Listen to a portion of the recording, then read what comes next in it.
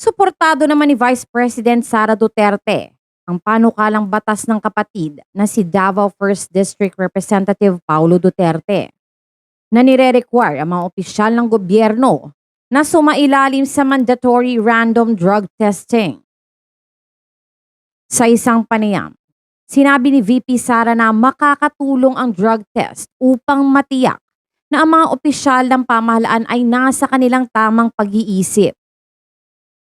Yes, of course. Oo. Unang-una dapat talaga mapanigurado nating lahat no nasa tamang pag-iisip ang ating mga public officials.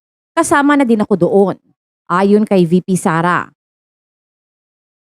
Nauna na rito, naghain ng panukalang batas si Congressman Duterte na isa sa ilalim sa random drug testing ang mga halal na opisyal ng gobyerno, kabilang ang Pangulo ng ating bansa.